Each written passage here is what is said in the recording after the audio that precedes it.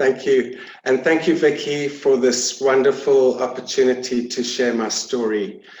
I've been in education for the last 15 years, doing adult education, and this is very unlike a normal online learning program that I would normally deliver, because it's a very personal story. And I think for a lot of people, the journey to arrive at your purpose in life can take many twists and turns, and it can take a long time sometimes. In my case, it took really quite a long time. When I was diagnosed with adult ADHD in 2012, things changed for me. Prior to that, not knowing about my condition, I had a life where I would have extreme highs coupled with extreme lows, bouts of happiness and long periods of fairly deep depression. I suffered symptoms like 10% basically of the population in the world have this condition, attention deficit hyperactive disorder, and the sister condition, attention deficit disorder. And typically, we struggle to control our impulses. Very often, we are quick to anger. In my life, I had a heightened sense of anxiety, which stayed with me for many, many years. And, you know, I had some business successes and a lot of failures. One of the best descriptions of ADHD that was given to me once was that it's like being a Ferrari without the brakes. And the unfortunate thing is when you're a Ferrari without the brakes, you wipe out big time as well. And so my life up until I was 45 years old was smattered with good times and bad times, but never consistent times. And when I was diagnosed with attention deficit hyperactive disorder, it was like the veil was removed and I could see myself for the first time.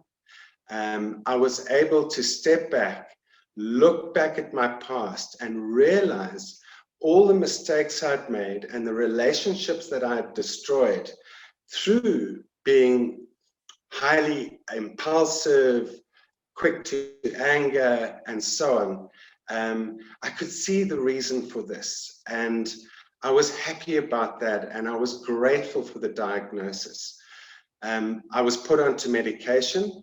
It didn't work right away. In fact, it took quite a lot of trial and error to find the right medication for what is a chronic condition. I also learned through the process of trying to understand my condition that people with ADHD and ADD lack the dopamine that normal people's brains produce. So what happens with people with ADHD and ADD, they seek out activities which are very often dangerous, but give them a spike in dopamine.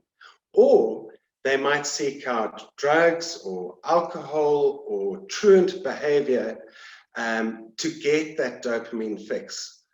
And for me, now I'm on the right medication where I receive dopamine and the brakes have been put on the Ferrari, and I'm able to conduct my life in a fairly normal way.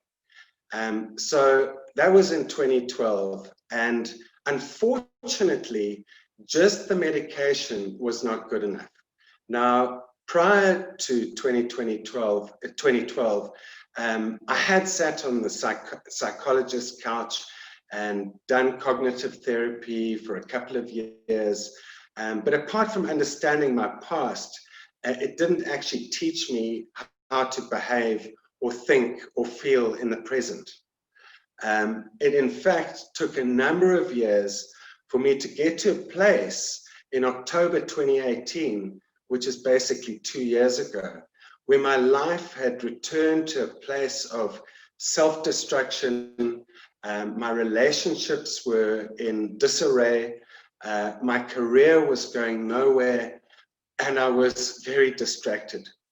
So I was on the medication, but I needed something else. I needed something more, to learn how to manage myself, to learn how to become conscious and self-aware, and to learn how to direct my emotions. And I decided, from my experience of many years in the teaching field, that where I taught parts of emotional intelligence, I decided to do a deep dive into emotional intelligence. And I've spent the last 2 years studying emotional intelligence, writing programs, which I've actually written for the British School of Etiquette, and I facilitate for the school. I've also in the final stages of writing a book, which is entitled Unlock Your Emotional Intelligence to Change Your Life. So I did this deep dive, and I had full-on spiritual confirmation that this was my purpose in life.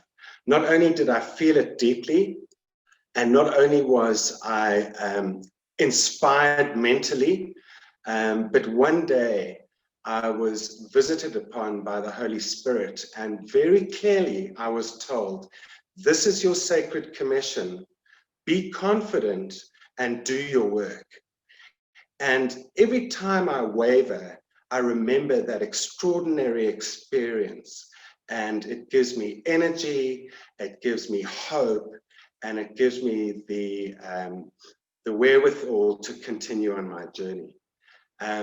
So learning emotional intelligence, which is self-awareness, self-control or self-management, social intelligence, and building relationships that last, and having the motivation to change, that coupled with my faith and spiritual intelligence, and indeed EQ and SQ work in parallel. I see I've only got 1 minute left, so I'm going to try and wrap it up by saying that people with ADHD, they need their medication to get the dopamine and put the brakes on the Ferrari, but they also need to practice emotional intelligence and align themselves to a belief system or faith or spiritual intelligence that can guide them. Just finally, there are some benefits to being ADHD, and they are having electric energy, being hyper-focused, and being able to use your impulses to come up with creative and innovative ideas. It's been a wonderful pleasure talking to you this evening. Thank you very much.